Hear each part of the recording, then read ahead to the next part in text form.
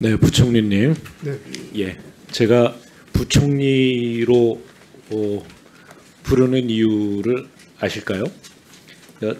지금 기재부 장관이 부총리가 된 게 몇 년 됐죠? 뭐 왔다 갔다 했습니다. 기재부 장관이 된 거는 2003년으로 알고 있습니다. 네, 벌써 20년이 넘었네요. 이 기재부 장관, 그 경제부총리라고도 하고, 그래서 그 경제수장이라고도 하지 않습니까? 제가 이런 말씀을 드리는 이유는 윤석열 정부 들어서 많은 정책들이 정말 그 어지러울 정도로 오락가락하는 경우들이 많이 있습니다. 제가 좀 그 예를 한번 들어볼까요? 정부 출범한 지 2달도 안 시점, 만 5세 초등학교 입학 개편안을 내놨다가 11일 만에 철회가 됩니다. 취임 34일 만에 장관이 사퇴했고요. 또 주 69시간 근무제를 내놨다가 대통령이 전면 재검토하겠다 사실상 철회했습니다. 대통령 한마디에 R&D 예산이 통째로 날아갔는데 1년 만에 이제 원상복구를 했죠. 근데 그 사이에 우리 R&D 생태계는 망가질 대로 망가졌고, 그런가 하면 또 교육 관련해서 또 킬러 문항 배제한다면서 수능 입시판을 휘저었다가 또 그것도 흐지부지 됐습니다. 불수능 소리를 들었고요. 그다음에 KC 미인증 해외 직부 금지 조치, 이것도 내놨다가 3일 만에 사실상 철회가 됐어요. 그런가 하면 금감원장도 올해 5월에 공매도 재개 취지 발언했다가 일주일도 안 돼서 대통령실이 전면 부정했습니다. 또 고령자 운전면허 금지하겠다라고 이야기했던 것은 하루 만에 쏙 들어갔습니다. 아마추어식 국정운영이라고 이야기하기에는 너무 오락가락하는 것들이 많습니다. 그런데 이것이 이제 경제 파트로 들어오면 뭐 앞에도 경제 파트가 없었던 건 아닙니다만 상당히 심각합니다. 그러니까 우회전 깜빡이 넣고 왼쪽으로 가는 일이 있는가 하면 또 반대로 좌측 깜빡이 넣고 직진해버리는, 시장에서는 이런 것들이 이제 그 불확실성으로 굉장히 혼란스러워하게 되는데, 특히 최근에 있었던 이 대출 금리를 둘러싼 부처 간의 메시지 혼선은 심각합니다. 지난달 9월 9일인가요? 디딤돌 대출하고 버팀목 대출, 국토부 장관은 정책 대출이 집값 상승의 직접적인 원인이 아니다라고 하는 입장을 내놨습니다. 근데 불과 이 3일 전에 금융위원장은 가계대출 증가가 정책자금, 그러니까 가계대출 증가에 정책자금 비중이 높다라고 지적하면서 사실상 금감위와 국토부가 이견을 내놨던 것이죠. 그 금감위는 가계대출 규제 기조를 명확하게 밝혔지만 국토부는 정책자금 축소는 없다라고 하는 입장을 내놓은 것이나 마찬가지입니다.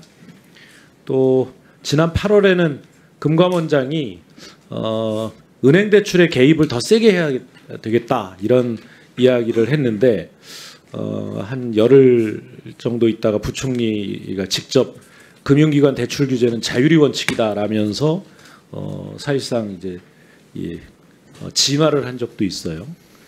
그 이후에 국토부는 10월 11일입니까? 금융상황 점검 회의에서 공식적으로 은행들에게 이제 구두 지시의 형태를 빌어서 디딤돌 대출 한도 축소 조치를 요청을 합니다.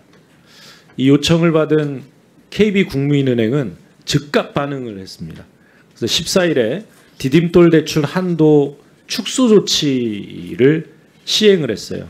그런데 3일 만에 국토위 국정감사에서 KB국민은행은 이 한도 축소 조치 시행에 대해서 문제 제기가 되자 21일로 조치를 연기하겠다 이렇게 발표를 했습니다. 근데 그 다음 날 바로 국토부는 디딤돌 대출 한도 축소를 잠정 유예하겠다. 이 주체마다 다 다릅니다. 시기마다 다 다르고, 또 다시 닷새 후에는 디딤돌 대출은 시행은 하되 비수도권 축소하지 않는다. 뭐 이렇게 이야기를 해서 한 열흘 동안 입장이 한 3번 바뀌는 겁니다. 그리고 결국 24일 국토위 국감에서 국토부 장관은 이 디딤돌 대출 축소 정책이 오락가락한 것에 대해서 사과를 했고 비수도권의 적용을 배제하는 방안 이것을 포함해서 디딤돌 대출 개선 방안을 이른 시일 내에 발표하겠다라고 수습을 했습니다. 도대체 이 기간에 그 뭐 은행권은 물론이고 이 디딤돌 대출을 원하고 있던 소비자들은 정말 어떻게 해야 되는지 한 달에 걸쳐서 출렁출렁하고 다닌 겁니다. 이 사람들이 거의 대부분이 서민이죠. 이렇게 그 시장을 불안하게 하고 오락가락 이 어느 장단에 춤을 추어야 할지 모를 정도로 이렇게 하는 동안 사실상 그 고통은 모두 우리 국민의 몫인데요. 왜 이런 일이 벌어지는 겁니까? 이것도 경제정책 분야에서 수장으로서의 말씀이 좀 있으셔야 될 것 같은데요. 네, 뭐 지금 말씀드린 사례와 관련돼서는 일단 기본적으로 그 저희가 이 금융하고 경제 정책을 제가 총괄하고 있기 때문에 일단은 좀 참 오늘은 제가 송구스럽다는 말씀 너무 많이 드려가지고 좀 그렇습니다만 그렇게 생각을 합니다.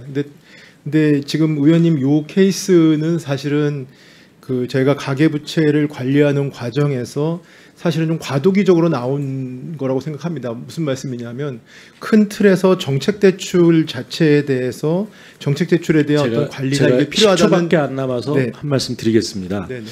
그 요즘 이제 우리 기획재정부가 기획은 없고 재정만 남았다 이런 소리를 듣는데 재정 권한이 있으면 그 재정에 관한 방안으로 조정이 가능해야 될까요? 적어도 권한을 가지고 있기 때문에 조정권이 발생합니다. 예산에 대한 권한 때문에. 근데 지금 이 조정권을 제대로 행사를 못해요. 기획뿐만 아니라. 그 이 건에 대해서는 저희가 뭐 지난번에 새마을 금고 상황이라든지 그 다음에 정책 대출과 관련된 부분들, 그러니까 적어도 원래 금융위 금감원 기재부와 관련된 협의는 전통적으로 해 왔습니다. 그런데 이렇게 국토부라든지 행안부가 관련된 그런 금융과 관련된 부분은 이렇게 조율을 한 적이 없었습니다. 지금까지. 근데 우리 정부 들어서 이 부분까지 같이 조율을 하다 보니까 큰 틀에서는 원칙을 저희가 컨센서스를 갖고 있지만 이걸 실제로 집행하는 데서 약간 매끄럽지 못한 부분 분명히 있었던 것 같습니다. 그렇지만 앞으로는 뭐 이런 일이 다시 발생하지 않도록 유념하겠습니다. 네. 국토부도 경제부처고요. 네. 기재부는 우리 경제정책의 컨트롤 타워 역할을 네. 제대로 해주십니다. 네. 스픽스는 말하는 언론입니다. 대세는 유튜브, 그중에서 스픽스. 좋아요, 댓글, 구독, 알림 설정.